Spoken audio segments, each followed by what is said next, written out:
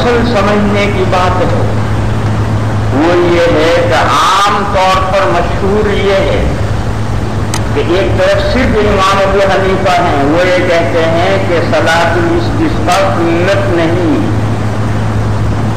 اور بقیہ تمام حضرات ائمہ ثلاثہ اور ہمارے صاحبین سب یہ کہتے ہیں کہ صلاۃ الاستسقاء سنت ہے۔ اور یہ باب ان بابوں میں سے ہے جن کے ذریعے سے امام ابو حنیفہ علیہ الرحمہ پر اعتراض کیا گیا ہے کہ اتنی واضح روایتیں موجود ہیں، کثیر روایتیں موجود ہیں صلاۃ استسقاء کی، اور یہ بڑے میاں کا دماغ خراب ہو گیا، وہ کہتے ہیں صلاۃ استسقاء سنت نہیں۔ یہ امام ابو حنیفہ علیہ الرحمہ پر اعتراض کیا گیا کہ اتنی واضح روایتیں موجود ہیں اور یہ کہتے ہیں صلاۃ استسقاء سنت نہیں۔ اس لیے اس مسئلے کو سمجھنا ہے۔ بعض مسائل میں تعبیر کی وجہ سے کچھ غلط فہمیاں پیدا ہو جاتی ہیں، اور وہ غلط فہمیاں بعض مرتبہ ایک بتیس ہو جاتی ہیں اور قابل اعتراض بن جاتی ہیں، ورنہ بات اپنی اصل کے اعتبار سے صحیح ہوتی ہے۔ اس کی کئی مثالیں ہیں، جلدی جلدی میں مثالیں دے دوں۔ خیار مجلس، یہ کہتے ہیں حنفیہ نہیں مانتے، حالانکہ حنفیہ خیار مجلس کو باب قضا سے نہیں مانتے، باب اخلاق سے مانتے ہیں۔ وہ کہتے ہیں خیار مجلس باب قضا سے نہیں، یہ اخلاق و مروت کی آپس کی باتیں۔ تو اس میں تو مجتہدین کو حق ہے کہ وہ اس خانے میں حدیث کو رکھیں یا اس خانے میں رکھیں، یہ تو مجتہدین کو حق ہے۔ حنفیہ خیار مجلس کا انکار نہیں کرتے، حنفیہ کہتے ہیں کہ خیار مجلس باب قضا سے نہیں، یہ باب اخلاق اور باب انسانیت اور باب مروت سے، ایسی 420 جو بائیں نے کی ہے اسے بکری واپس لینی چاہیے، لیکن قاضی مجبور نہیں کر سکتا، یہ باب قضا کا مسئلہ نہیں۔ لیکن تعبیر ایسی ہوئی کہ حنفیہ نے کہا خیار مجلس کوئی چیز نہیں ہے، تو بات بنتی بنتی یہاں تک چلی گئی کہ اعتراض کیا کہ حدیث مسرات کو آپ ناپ نہیں مانتے، حالانکہ مسئلے کی حقیقت یہ ہے۔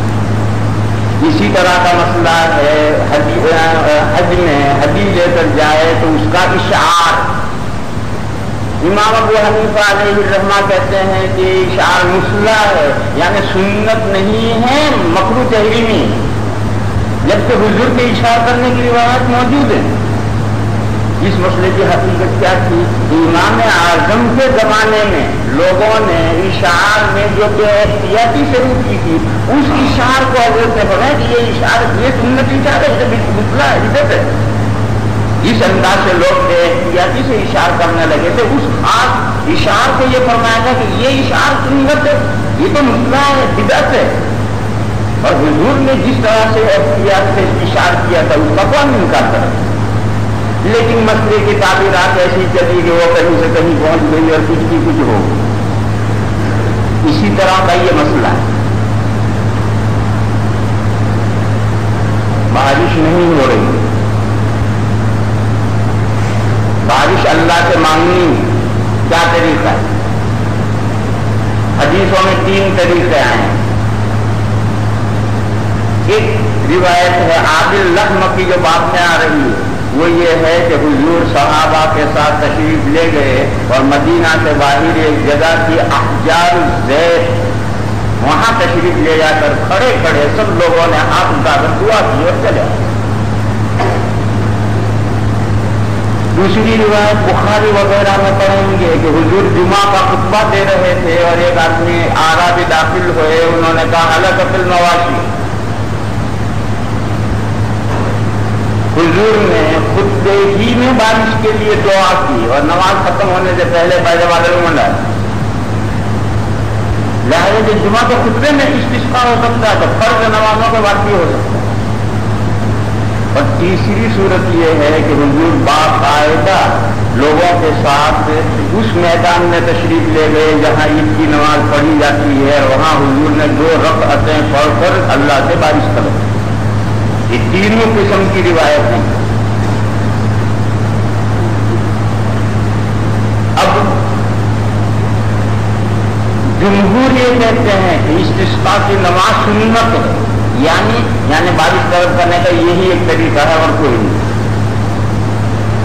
امام ابو حنیفہ کہتے ہیں صلاۃ استسقاء سنت نہیں ہے، یعنی بارش طلب کرنے کی یہی ایک رات متعین نہیں ہے، اس کی اور راہیں بھی ہیں.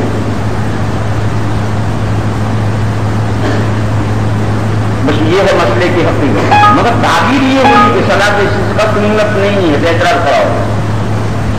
پھر اس تعبیر سے جو غلط فہمی ہوئی اس کو تہ بتہ بنا دیا فقہاء نے.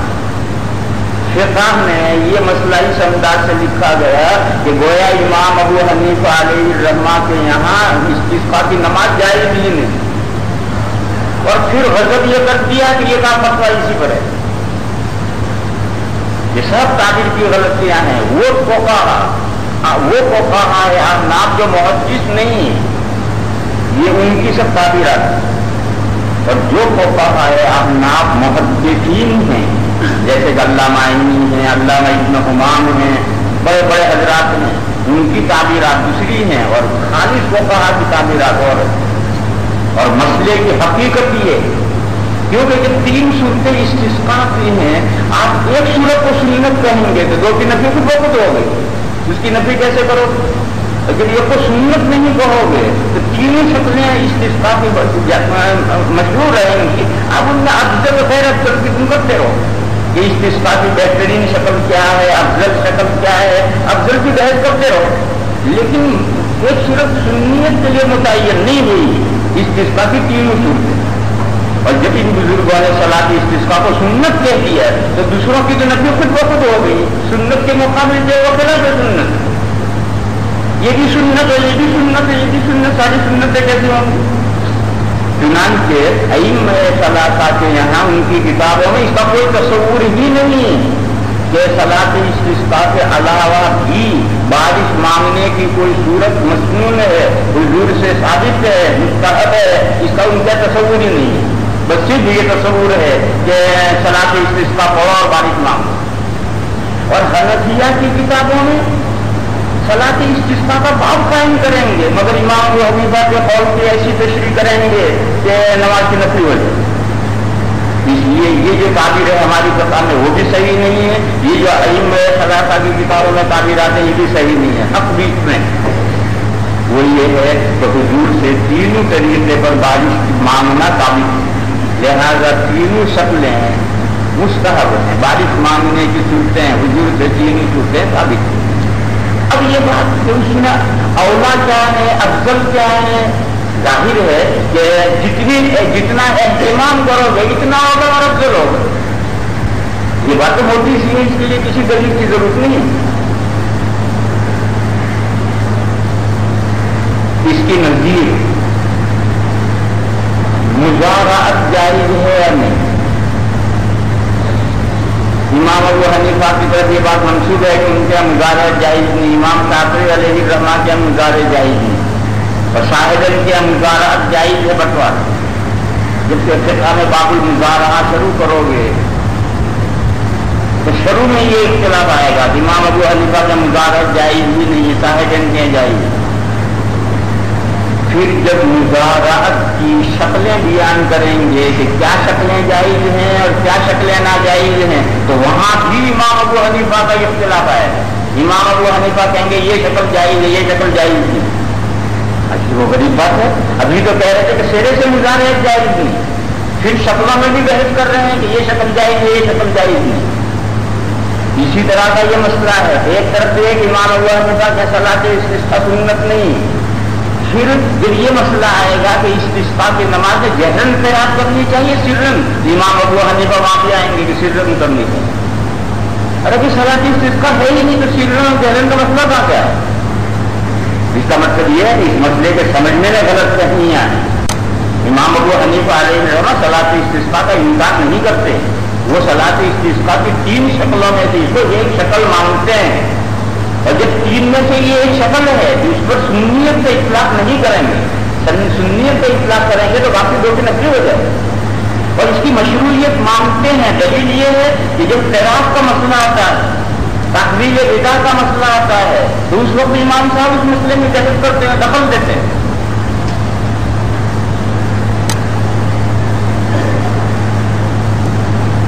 حضور اکرم صلی اللہ تعالی علیہ وسلم کے زمانے میں ایک مرتبہ بارش ہونے میں دیر ہو رہی تو حضور اکرم صلی اللہ تعالی علیہ وسلم صحابہ کے ساتھ اس میدان میں تشریف لے گئے جہاں عیدین کی نمازیں پڑھی جاتی تھی. وہاں تشریف لے جا کر سب سے پہلے حضور نے 2 رکعتیں نفل پڑھائی. یہی صلاۃ الاستسقاء ہے. پھر حضور نے یہ جو 2 رکعتیں پڑھائی اس میں قراءت جہری کی. صاحبین اس حدیث کی بنیاد پر یہ فرماتے ہیں کہ صلاۃ الاستسقاء میں قراءت جہری کی جائے. امام ابو حنیفہ علیہ الرحمہ فرماتے ہیں جہری نہیں کی جائے گی, سری کی جائے گی, اس لیے کہ دن کی نماز ہے اور دن کی نمازیں گونگی ہوتی.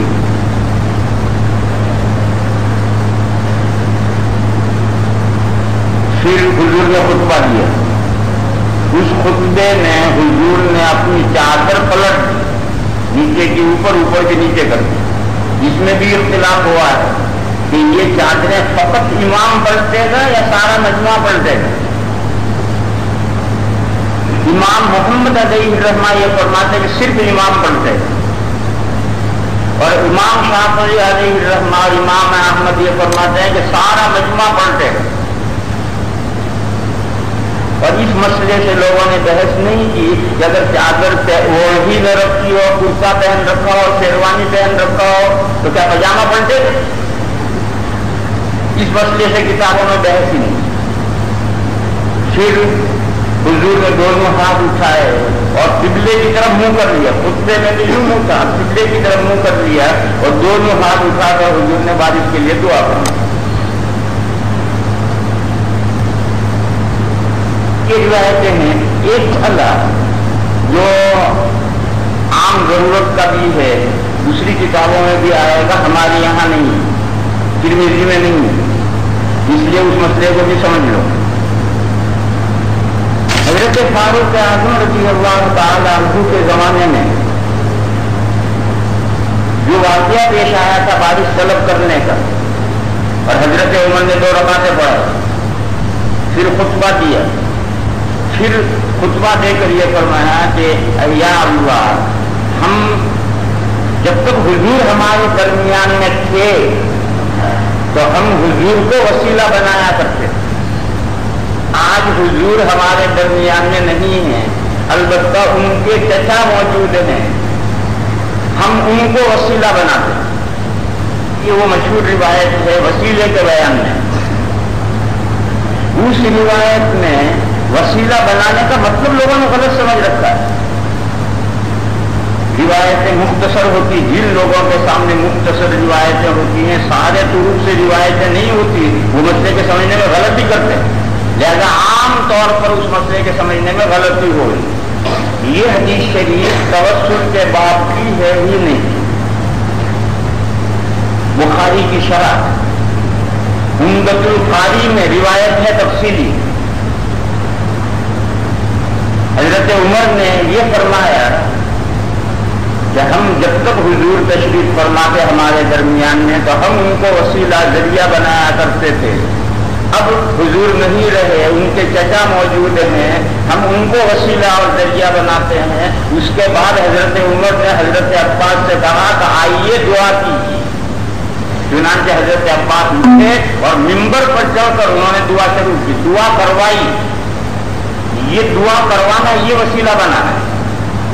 وہاں توسل کے یہی معنی ہے. اور عمدۃ القاری میں روایت موجود ہے, صراحتاً روایت میں یہ سارا مضمون ہے کہ حضرت عمر نے حضرت عباس سے کہا کہ آئیے دعا کروائی, اور انہوں نے دعا کروائی. اور کس طریقے سے دعا کروائی وہ الفاظ دی. لہٰذا وہ توسل کا مسئلہ ہے کہ زندوں کا توسل, مردوں کا توسل, وہ توسل اور معنی میں وہ تو کہ فلاں کے برکت سے, فلاں کی توفیق سے وہ توسل ہے وسیلہ. یہ حدیث شریف اس توسل کے باب کی نہیں ہے.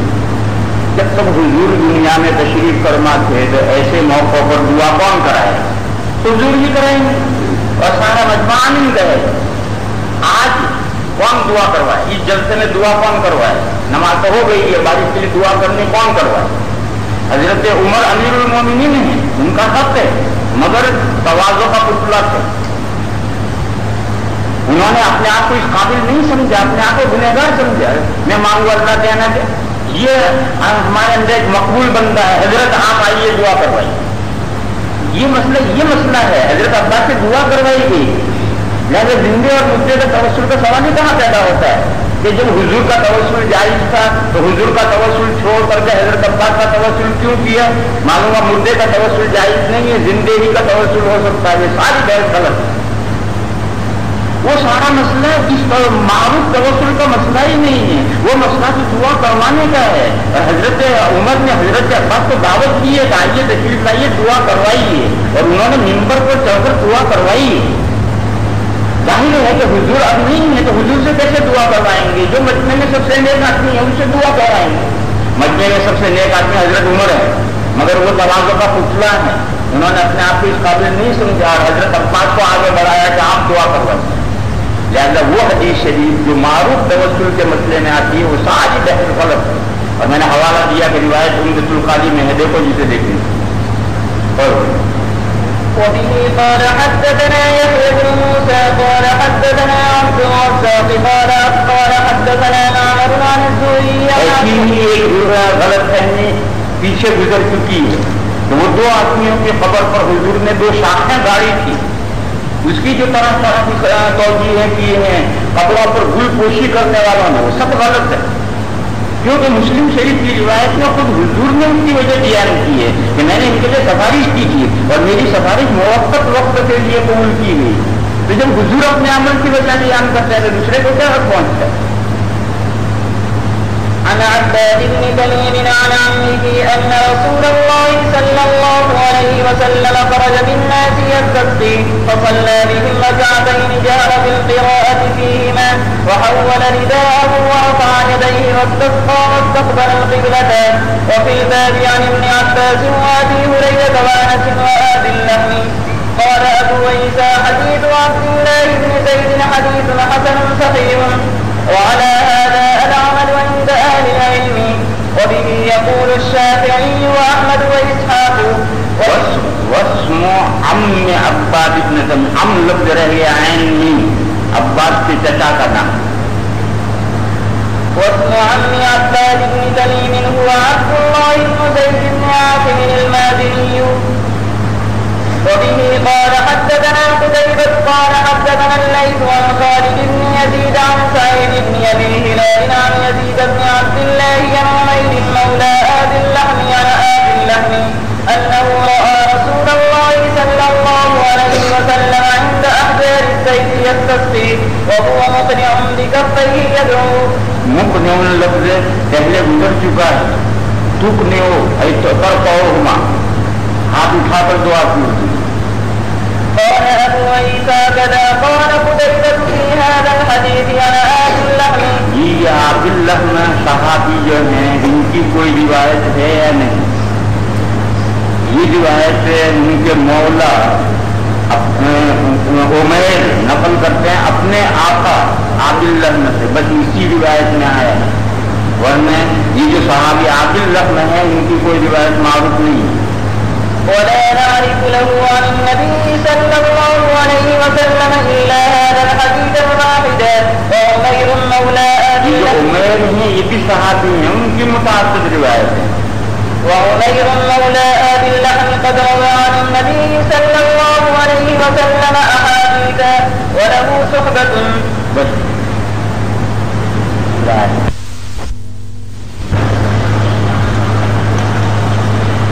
وبه قال حدثنا محمد بن بشار قال حدثنا يحيى بن سعيد عن سفيان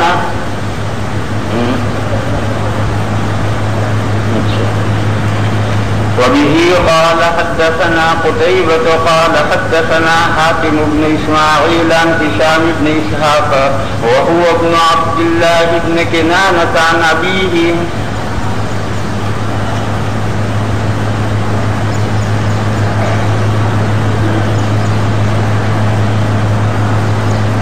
مدینہ کا گورنر عقبہ ابن ولید ہے، الٹا ہو گیا، مدینہ کا گورنر ولید ابن عقبہ ہے، اسے بارش نہیں ہو رہی ہے، استسقا کرنا ہے، تو اس نے ایک آدمی بھیجا کہ حضرت ابن عباس سے پوچھ کر آؤ کہ حضور استسقاء کس طرح فرماتے ہیں. قال ارسلني الوليد بن عقبة وهو امير المدينة الى ابن عباس اسأله عن استسقاء رسول الله صلى الله عليه وسلم فاتيته.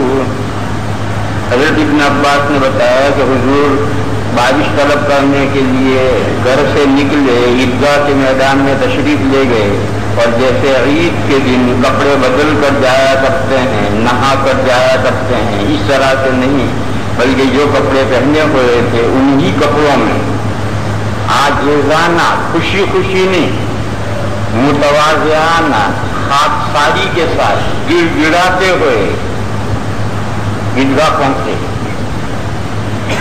فقال ان رسول اللہ صلی اللہ علیہ وسلم خرج متبذلا. متبذلا کے معنی یہ ہے کہ آدمی نے جو کپڑے پہلے سے پہن رکھے ہیں انہی کپڑوں میں جانا. ثیاب البذلۃ، ثیاب البذلۃ مانے کاروبار میں جو کپڑے پہنے جاتے ہیں، کاروبار کے کپڑے، ثیاب البذلۃ. تو خرج متبذلا کے معنی ہیں کپڑے نہیں بدلے، بلکہ پہلے سے جو کپڑے پہن رکھے تھے انہی کپڑوں میں تشریف لے گئے. خرج متبذلا متواضعا، متواضعا کے معنی خاکساری کرتے ہوئے. اس کا مقابل ہے خوشی خوشی، خوش خوش، جیسے عید کے دن جاتے ہیں ایسا خوشی کا مظاہرہ نہیں ہے، بلکہ خاکساری اور تواضع کے ساتھ نکلی. متواضعا متضرعا، متضرعا یہ متواضعا میں مبالغہ ہے. تواضع جب بڑھتی ہے تو وہ تضرع بنتی. متواضعا متضرعا حتی اتى المصلی. وہاں حضور نے 2 رکعتیں پڑھائی، پھر 2 رکعتیں پڑھانے کے بعد مختصر سی تقریر کی. جیسا حضرت نے فرمایا کہ جیسا اب لوگ لمبی چوڑی تقریریں کرنے لگے ہیں، حضور نے ایسی لمبی چوڑی تقریر نہیں کی، مختصر سی بات لوگوں سے کر کے دعا شروع کر دی اور دعا میں دیر تک لگے رہے. فلم یخطب خطبتکم ھذہ ولکن لم یزل فی الدعاء والتضرع والتکبیر وصلی رکعتین. یہ جو 2 رکعتیں پڑھی ہیں یہ دعا کے بعد نہیں پڑھی ہیں، بلکہ پہلے 2 رکعتیں پڑھ کر بعد میں دعا کی. اور نور الانوار وغیرہ میں یہ قاعدہ بیان کیا گیا ہے کہ واو مطلق جمع کے لیے آتا ہے، وہ ترتیب پر دلالت نہیں کرتا. وَلَٰكِن لَّمْ يَزَلْ فِي الدُّعَاءِ وَالتَّضَرُّعِ وَالتَّكْبِيرِ وَصَلَّىٰ رَكْعَتَيْنِ كَمَا كَانَ يُصَلِّي فِي الْعِيدِ. جیسا حضور اکرم صلی اللہ تعالی علیہ وسلم عید میں نماز پڑھا کرتے تھے، اس طرح سے حضور نے 2 رکعتیں پڑھی. اس آخری جملے میں کما کان یصلی فی العید، اس آخری جملے میں ائمہ کا اختلاف ہو گیا. 2 بڑے امام کہتے ہیں کہ یہ تشبیہ ہے صرف رکعتوں کی تعداد میں اور صلاۃ الاستسقاء پڑھنے کے وقت میں، کہ صلاۃ الاستسقاء پڑھی جائے گی اس وقت میں جس وقت میں عید کی نماز پڑھی جاتی ہے، اور 2 رکعتیں پڑھی جائیں گی، 4 نہیں پڑھی جائیں گی. چھوٹے 2 امام کہتے ہیں کہ نہیں، ایک تیسری چیز اور ہے جس میں تشبیہ. عید کے وقت میں پڑھی جائے گی، 2 رکعتیں پڑھی جائیں گی، اور جیسے عیدین میں 11 یا 12 تکبیرات زوائد کہی جاتی ہیں وہ بھی صلاۃ استسقاء میں کہی جائیں گی. وصلى ركعتين كما كان يصلي في العيد. قال أبو عيسى هذا حديث حسن صحيح. وبه قال حدثنا محمود بن غيلان قال حدثنا وكيع عن سفيان عن هشام بن إسحاق بن عبد الله بن كنانة عن أبيه فذكر نحوه وزاد فيه متخشعا. ان تینوں کا فرق تواضع، تضرع، خشوع، تینوں کا فرق پہلے میں بیان کر چکا. قال أبو عيسى هذا حديث حسن صحيح وهو قول الشافعي کا مطلب یہ ہے جو چھوٹے امام یہ کہتے ہیں کہ صلاۃ استسقاء میں تکبیرات زوائد بھی کہی جائیں گی. وهو قول الشافعي قال يصلي صلاة الاستسقاء نحو صلاة العيد يكبر في الركعة الأولى 7 وفي الثانية 5 واحتج بحديث ابن عباس. یہ جو ارشاد ہے واحتج بحديث ابن عباس یہ صحیح نہیں. وہ جو اوپر ابن عباس کی حدیث گزری ہے اس کے سمجھنے میں اختلاف ہوا ہے. کما کان یصلی فی العید اس میں جو تشبیہ ہے وہ تشبیہ کتنی باتوں میں ہے؟ 2 باتوں میں ہے یا 3 باتوں میں؟ 2 بڑے امام کہتے ہیں 2 ہی باتوں میں تشبیہ, 2 چھوٹے کہتے ہیں 3 باتوں میں تشبیہ. تو سارے ہی ائمہ اس حدیث پر عمل کرتے ہیں. اب ہر امام کا اپنا اپنا سمجھنا ہے. جس امام نے جو سمجھا وہ اس پر حجت ہے, لہذا وبہ یقول بیکار.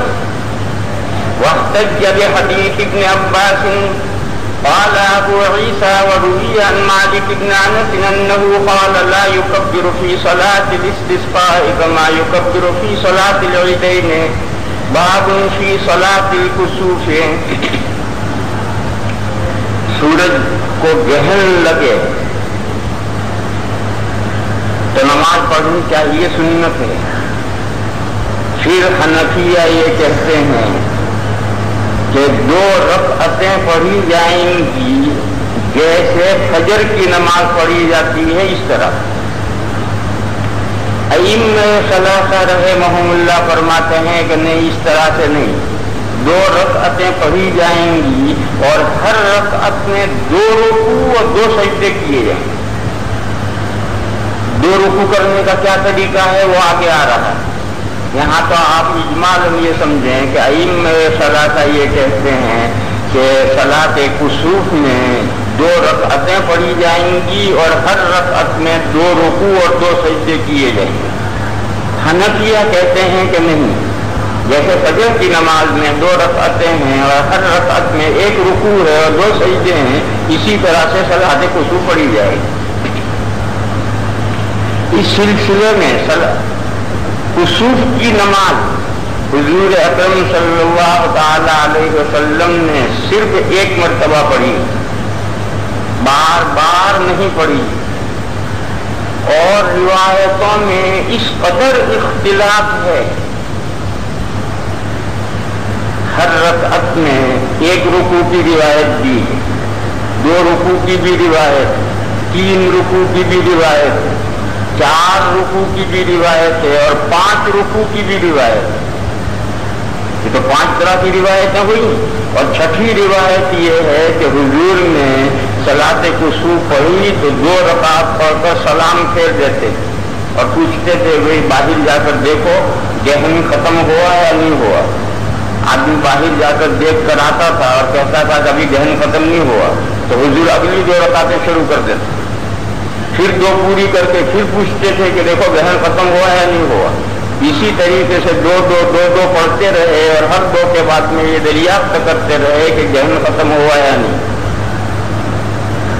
یہ 6 طرح کی روایتیں اور تمام روایات صحیح ہیں.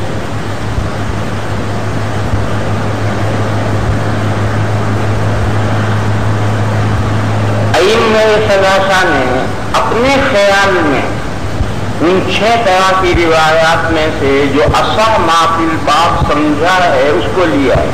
ان کے خیال میں ہر رکعت میں 2 رکوع والی روایت جو ہے اصح ما فی الباب ہے, اس لیے انہوں نے اس کو لے لیا. یہ بھی ایک ترجیح کا طریقہ ہے کہ کسی مسئلے میں روایات مختلف ہوں تو اصح ما فی الباب کو لے لیا ہے.